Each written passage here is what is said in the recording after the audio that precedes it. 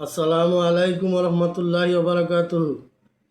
প্রিয় মুসলিম ভাইয়েরা, আজকে বর্তমানে যেই অপরাধগুলা ঘটতেছে, যেই অন্যায়গুলা ঘটতেছে, বর্তমান শিশুদের উপর যেই নির্যাতন করা হইতেছে, তার প্রতিবাদে আজকের ভিডিওটা শেয়ার করে দিবেন।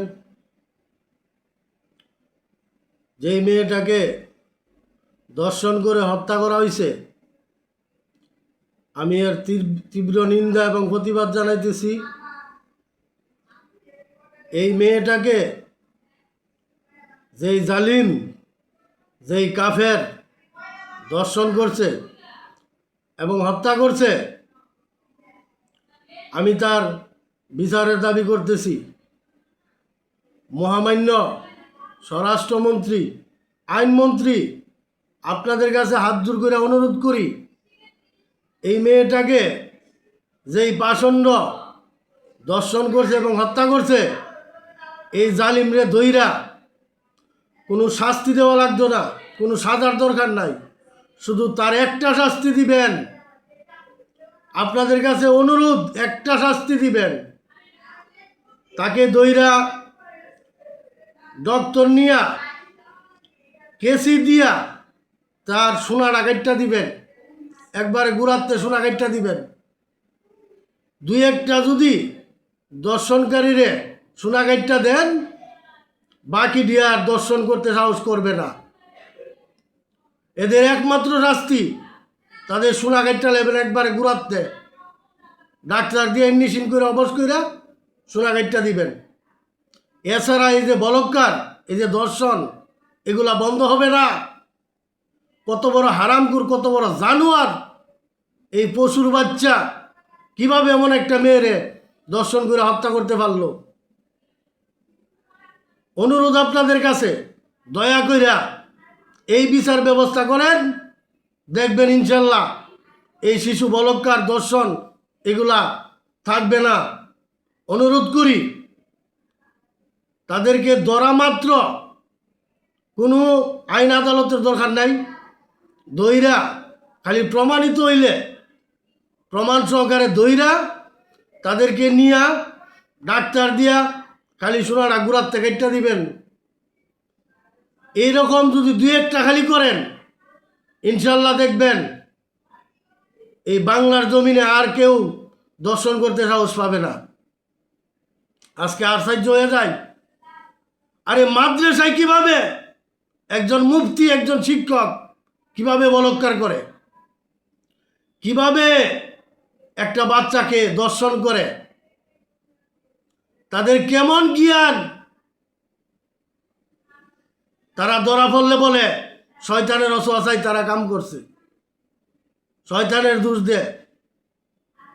আরে বেঈমানের দল, তুই ইচ্ছা করে ধরস, ইচ্ছা করে করস, আর দোষ দে শয়তানের। এই হারামখোরের আরে দইরা যেই কোনো এলাকায়, যেই কোনো মাদ্রাসায়, যেই কোনো মাদ্রাসায় হোক, মাদ্রাসার বাইরে হোক, যেই কেউ হোক, প্রিয় মুসলিম ভাইদের কাছে আমার অনুরোধ, যেই কোনো জায়গা দর্শন করুক, শিশু বলৎকার করুক, আপনাদের পায়ে ধরে অনুরোধ করি, তাদেরকে দইরা তাদের লিঙ্গ শিক্ষা দিবেন। যদি কোনো মাদ্রাসার হুজুর এই সমস্ত বলৎকারের সাথে, দর্শনের সাথে জড়িত থাকে, জনগণের কাছে অনুরোধ, আপনাদের কাছে ফরজ, তাদেরকে ধরবেন, দইরা ইটের উপর লাইকা সোনাইভাবে শিক্ষা দিবেন। শিক্ষা না দিলে এটার বিচার হইতো না, কারণ এরা আইনের ফাঁক ফুকুর দিয়া বাড়িয়ে পড়ব। পুলিশে দিবেন পরে, আগে শিক্ষা দিবেন। 2 নম্বরে আরেকটা কাজ করবেন, মাদ্রাসায় যারা বলৎকার করে, যারা দর্শন করে, তাদেরকে দইরা মাথা ডুলাইয়া আলকাতরা লাগাইয়া গলা জুতার মালা দিয়া পুরা এলাকা ঘুরাইবেন। যে এলাকায় এই ঘটনা হয়, এই এলাকার মানুষের কাছে এটা ফরজ, না হলে এগুলা বন্ধ হবে না। আপনারা চিন্তা করতে পারছেন, একটা মাদ্রাসার মধ্যে একটা শিশুকে দেওয়া হয়, সে যেন একটা মানুষের মতো মানুষ হইতে পারে, সে যেন আলিম হইতে পারে, সে যেন নামাজ শিক্ষা করতে পারে, সে যেন কোরআন ধারণ করতে পারে। এই জন্য একটা মাদ্রাসার মধ্যে একটা শিশুরে দেওয়া হয়। অথচ এই মাদ্রাসার মধ্যে কিছু পশু নামের আলিম থাকে, কিছু পশু, এই পশুরা কিভাবে এই শিশুগুলোর উপরে নির্যাতন করে। আপনারা যারা আন্দোলন করতেছেন তাদেরকে ধন্যবাদ। এর বিরুদ্ধে প্রতিটা নাগরিক প্রতিবাদ করা দরকার। ডক্টর ইউনূস সরকারের আমলে দেখছেন আপনারা, একটা শিশু বাচ্চাকে বলৎকার করতে করতে করতে করতে তার পিছনে গাও বানাই লেছে। তখন এই গাওয়ার মধ্যে ক্যান্সার হয়েছে, তখন এই বাচ্চাটা মেডিকেল মারা গেছে। পত্রপত্রিকে আপনারা দেখছেন একজন মাদ্রাসার আলিম এই কাম করছে। আরে কিভাবে একটা শিশু বাচ্চাকে বলাৎকার করে, কিভাবে একটা শিশু মেয়েকে ধর্ষণ করে। এখানে দুইটা অপরাধ। প্রথমে এই শিশুর উপরে অমানবিক নির্যাতন করে, তারে বেহুশ করে, তারপরে বলাৎকার করে। প্রথম ওই শিশুর উপর অমানবিক নির্যাতন করিয়া তারে অজ্ঞান করে, এরপরে তারে বলাৎকার করে, এরপরে তারে ধর্ষণ করে। একটা মাদ্রাসার শিক্ষকরে বাচ্চারা এমনভাবে ভয় করে, এমনভাবে মানে, তার বাপ মারেও এতটুকু মানে না একজন মাদ্রাসার শিক্ষকরে যেভাবে মানে। আর এই সুযোগটা কিছু কিছু হারামখোর আলেম আছে, এই সুযোগটাই নে, এই সুযোগটা নিয়ে এই বাচ্চাদেরকে এভাবে দর্শন করে, বলাৎকার করে।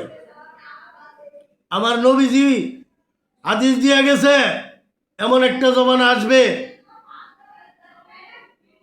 পশুর চেয়েও নিকৃষ্ট আলেমরা হবে। আমার নবীজির ভবিষ্যৎবাণী সত্য।